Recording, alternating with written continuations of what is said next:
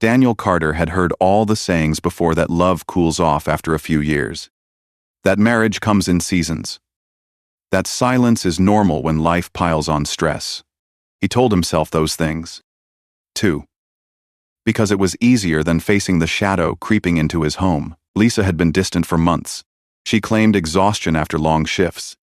Claimed the gym helped her release tension. Claimed the constant messages buzzing on her phone were just group chats with girlfriends. Daniel wanted to believe her.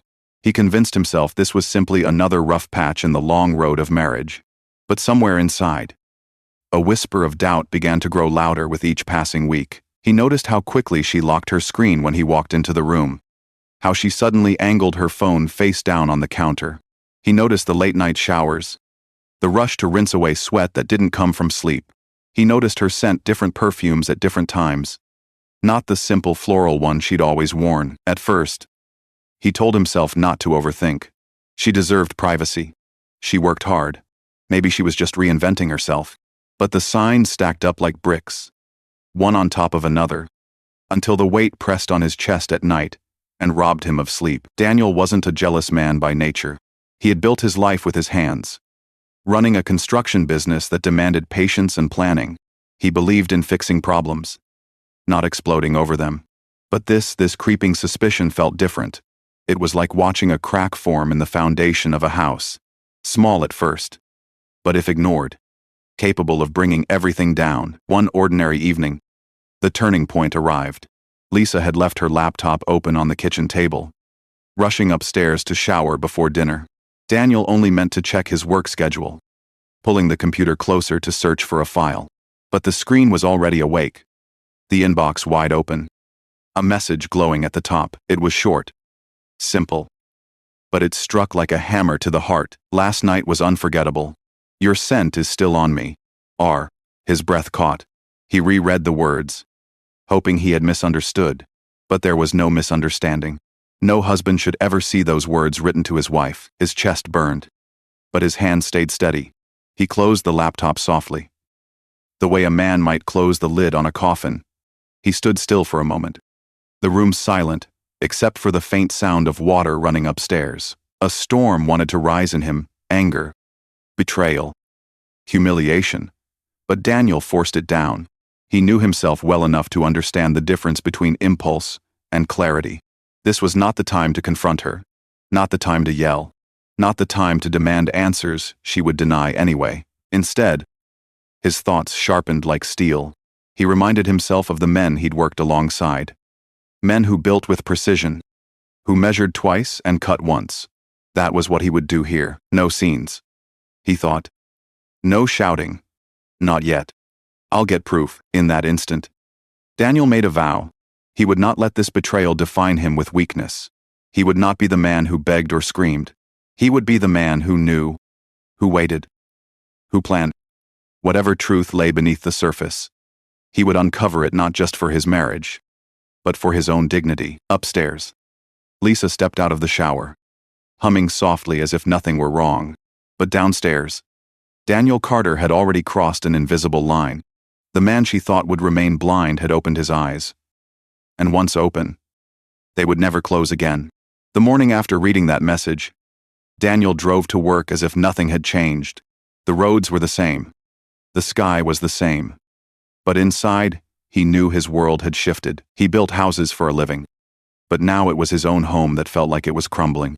Still, he refused to let rage decide his next move. Rage was fire. He needed ice. That night, when the house was quiet, he picked up his phone and dialed a number he hadn't called in years. Ethan Cole. They'd grown up together, walked the same high school halls. Daniel had gone into construction. Ethan had worn a badge, then a detective's shield, before retiring early. Now he worked as a private investigator, the man people called when truth hid in the shadows. Ethan answered with the steady voice, Daniel remembered. They didn't waste time with small talk. Daniel laid out what he had seen. The doubts, the email. He spoke carefully, as if every word were evidence. Ethan listened without interruption. When Daniel finally finished, there was silence on the other end. Then Ethan said 6 words that carried the weight of a promise. Give me 3 weeks. I'll know. That was enough. Daniel trusted him. He had always trusted him, from that moment. Daniel wore a mask. To Lisa, he was the same man. He rose early, packed his lunch, kissed her cheek, and headed to the job site. He came home at the usual hour, asked about her day, ate dinner, and helped clean up. If she sensed anything different, she never showed it. Lisa kept her routine. 4 nights a week. She changed into workout clothes and headed to the gym. Sometimes she spoke Ryan's name, slipping it casually into conversation. He really pushes the class. Or, Ryan says I'm getting stronger. Each word was another blade. But Daniel never flinched. He nodded, smiled faintly, and carried on. Inside, though, he felt every cut, the lies she told, the little performances. They stacked up like weights pressing on his chest. But he remembered Ethan's words. 3 weeks, proof was coming, and when it did, he wouldn't just confront betrayal. He would expose it with the precision of a man who measures twice and cuts once. 2 weeks later, Ethan called. His voice was low, steady, but carried the weight of what he'd found. Come by tonight. There's something you need to see. Daniel finished work, as usual, drove home, and told Lisa he had to check on a late delivery. She smiled, distracted, already packing her gym bag. For her, it was just another evening. For him, it was the night his suspicions would be carved into stone. At Ethan's small office, the blinds were drawn. He didn't waste time. A flash drive slipped into a screen, and the truth lit up before Daniel's eyes. There was Lisa, clear as daylight. Leaving the gym, she wasn't alone. Ryan walked beside her, too close to be innocent, his hand brushing hers. Another image showed them kissing in the shadow of a parking lot. A video played her laugh, his arm around her. The two of them entering a loft apartment with the curtains already drawn. Each click was another blow. But Daniel didn't flinch. He leaned forward, silent, eyes locked. Ethan paused the video, then said the words that turned betrayal into something much darker. He's not just with her. He's with others. Married women. Same pattern. Same script. Daniel looked at him, not in shock, but with the cold focus of a man who understood he wasn't facing a mistake. He was staring at a predator. Ethan laid out the evidence: multiple women, different towns, all following the same path. Friendly smiles at the gym, late-night messages, secret loft meetings. He used the same compliments, the same lines. Like a salesman running a pitch he'd practiced 100 times. Daniel's chest tightened. But it wasn't just anger anymore. It was clarity. Lisa's betrayal was personal, but Ryan's game was calculated. This man wasn't just destroying one marriage, he was carving his way through families, leaving wreckage behind him. Daniel sat back in his chair, silent for a long moment. Then he spoke, his voice steady as stone. This isn't about revenge. It's about justice. In that instant, his pain hardened into purpose, and he knew this wasn't the end of the story. It was only the beginning of Ryan Matthews's downfall. Daniel returned home from Ethan's office with a storm brewing inside him.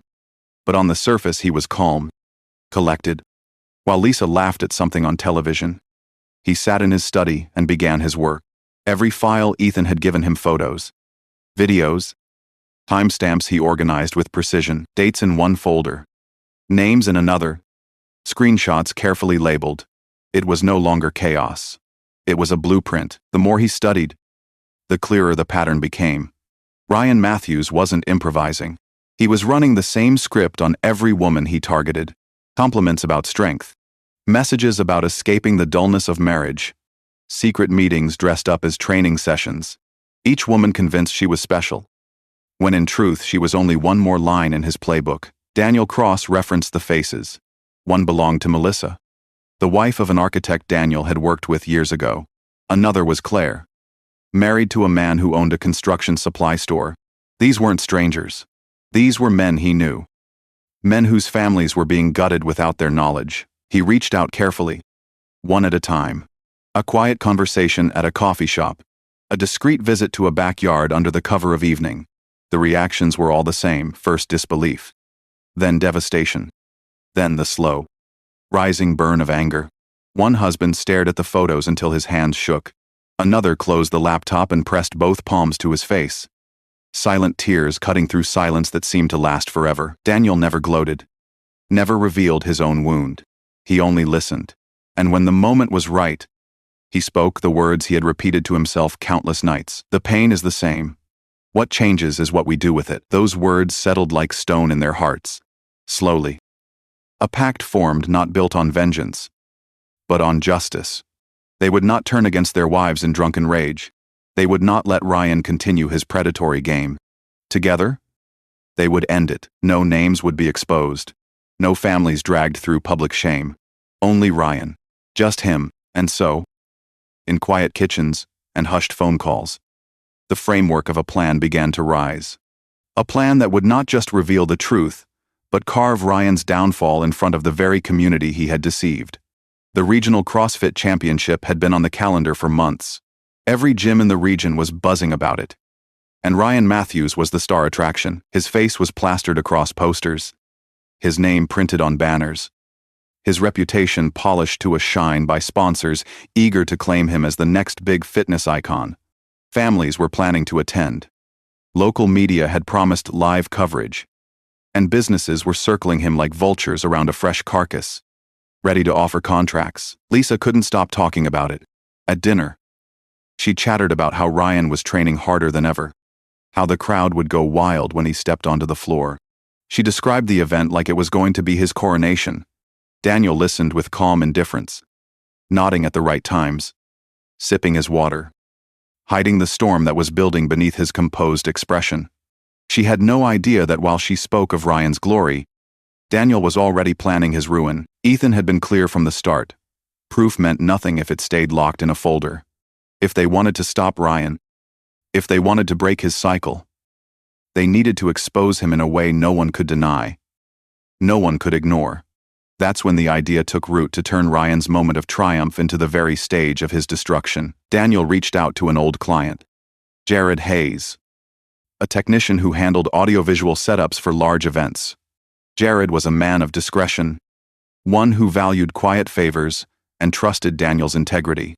Over coffee in a dim cafe, Daniel showed him a fraction of the files. Jared leaned back, jaw tight, eyes cold with disbelief. By the end, he slid the laptop shut and whispered, "This guy needs to fall." With Jared on board, the plan solidified. The championship's giant screens, designed to showcase highlight reels and sponsor ads, would become the instrument of truth. Ethan arranged the evidence in a brutal sequence: photos, videos, timestamps, even names. Each slide cut deeper, each clip undeniable. It wasn't speculation, it was fact, cataloged with precision. Daniel insisted on one condition: the wives would not be dragged into public disgrace. Their faces, their names, their shame, he would not weaponize that. The blame belonged to Ryan, and Ryan alone. The other husbands agreed. This was not revenge against their wives. This was justice against the predator who had exploited them all. In the days leading up to the event, Daniel lived as if nothing were happening. He went to work, shook hands with clients, laughed at small jokes, and came home on time. Lisa continued her routine, still disappearing to the gym, still humming Ryan's name in casual conversation. Daniel smiled faintly when she spoke, but inside he was counting down the hours. The day arrived. The gymnasium was packed wall to wall. Families filled the bleachers. Kids waved posters. Cameras flashed. And the crowd hummed with anticipation. Ryan's face grinned from every corner. Champion in waiting, Daniel entered quietly, a plain t-shirt and cap helping him blend into the mass of spectators. He didn't need attention. He needed position. As planned, the other betrayed husbands were already there, scattered across the arena, each one silent, each one carrying the weight of the same wound. They did not acknowledge one another. They didn't have to. Their pact was stronger than words. High above the stage, Jared sat at his station, the files ready, timed to perfection. The sequence was locked. No one could stop it once it began. Daniel sat in the stands, hands folded, eyes steady on the floor. Around him, the noise of the crowd swelled. Lisa sat somewhere else in the arena, cheering for a man she thought was invincible. But Daniel knew better. He knew that within minutes, the image of Ryan Matthews would be shattered, not by fists or shouts, but by the sharp edge of truth displayed on a giant screen for the entire world to see. The countdown was over. The stage was set. All that remained was for the lights to dim and the show to begin. The championship was already roaring before Ryan even appeared. The sound system blasted music. Lights spun across the crowd, and children waved banners with his name scrawled in bold letters. For weeks, he had been painted as the face of CrossFit in the region, the golden boy of fitness. The man sponsors wanted on their posters and commercials, and as he jogged onto the floor in his uniform, he wore that reputation like a crown. The crowd erupted in cheers. Families clapped. Cameras flashed. And Ryan lifted his arms high. Soaking in the adoration, he pointed to the ceiling, blew a kiss to the audience, and flexed for the cameras. To him, it was a coronation. To Daniel, sitting silently in the bleachers, it was the final moment before the fall. The highlight reel began on the giant screen behind Ryan. Images of him lifting weights, smiling with teammates, training hard in the gym. Sponsors' logos flashed. Motivational quotes appeared in bold text. Ryan grinned, basking in it all. Then the screen flickered. For a second, the arena went quiet, thinking it was part of the show. And then, an image appeared that froze the air. Ryan, leaning against his car, Lisa in his arms. The two of them locked in a kiss. The date stamped clearly in the corner. The crowd gasped. Murmurs spread like a shockwave through the rows. Ryan's smile faltered. He tried to laugh it off. But before he could recover, the next image flashed. Ryan and Lisa again, this time walking into a loft apartment, her wedding ring absent, her hand in his. A caption appeared across the bottom. Extramarital affair with Lisa Carter, wife of Daniel Carter, married 15 years. The arena erupted. Gasps turned to whispers. Whispers to shouts. Fingers pointed. Voices rose. The screen didn't stop. Another photo, Ryan with a different woman, laughing together in a park. Melissa Cooper, wife of Dennis Cooper. Then another. Ryan at a hotel bar with yet another woman, Claire Driscoll, wife of Mark Driscoll. Each new slide was a punch to the stomach of the community. Faces recognized wives, mothers, neighbors. Husbands sitting in the crowd saw their own marriages displayed in shame. Their wives in Ryan's embrace. Their families ripped apart in front of hundreds of eyes. The arena turned into a storm. One husband shouted Ryan's name, leapt over the barrier. Fists clenched. Another followed, fury propelling him forward. The crowd surged toward the floor. A security, trying to push them back but failing. As the chaos spread, Ryan spun around, his bravado gone, panic twisting his features. He waved at the organizers, shouting to cut the feed. But the sequence kept rolling. Jared's lock on the system ensured no one could stop it. Clip after clip, caption after caption, until the truth stood naked in the center of the arena. Ryan bolted toward the side exit. But the mob closed in. A hand grabbed his shirt, yanked him back. Shouts rose. Fists flew. He stumbled, fell hard to the floor, covering his head as blows rained down. Security scrambled. But the damage was already done. The golden boy of CrossFit was reduced to a cowering figure on the ground. The cheers that once lifted him now replaced by rage and contempt. Above the chaos, the sponsors' banners still hung. But by the next morning, they would all be gone. Phone calls were already being made. Contracts shredded. Reputations severed. The cameras of local news stations captured everything Ryan's fall from grace broadcast live. His career collapsing, not in silence, but in the roar of a betrayed community. And in the middle of it all sat Daniel. He didn't move. He didn't shout. He didn't raise a hand. He simply watched. His face calm. His eyes cold. His purpose complete. For him, the spectacle wasn't about vengeance. It was about truth, revealed at last in a way that could never be denied. When Ryan was finally dragged away by security, battered and broken, Daniel remained still. To him, it was over.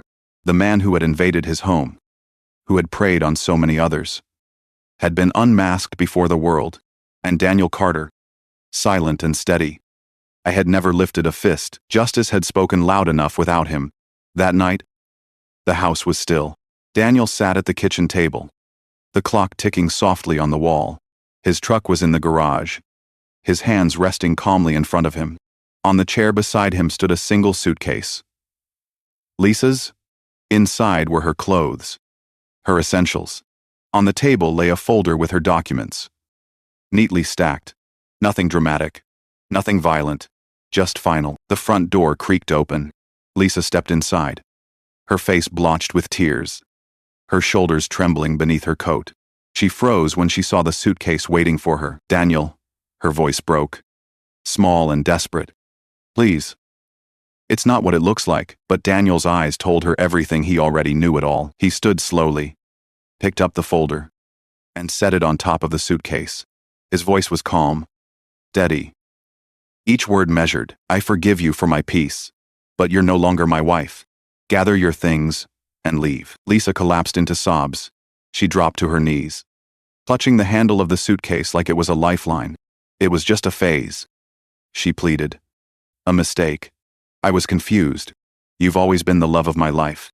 Please, just give me another chance." But Daniel didn't move. He didn't argue. He didn't raise his voice. His silence was sharper than any scream. He walked to the door, opened it wide, and stood aside. Lisa's tears spilled harder, her voice rising into desperation. "Don't do this, Daniel. Please. I can change. I'll fix it.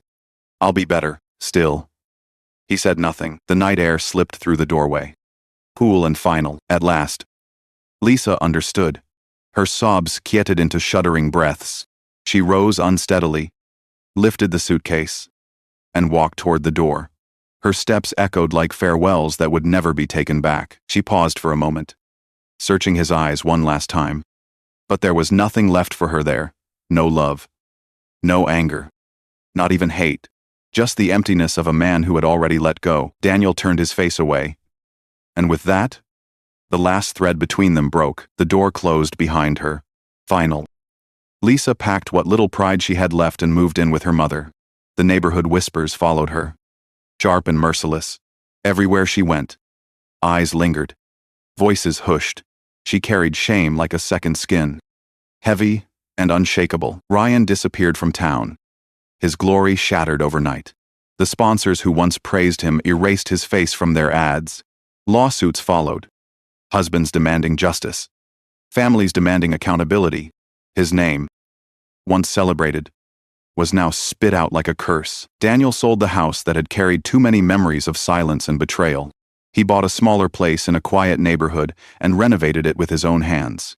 Each nail, each wall, each coat of paint was a step toward peace.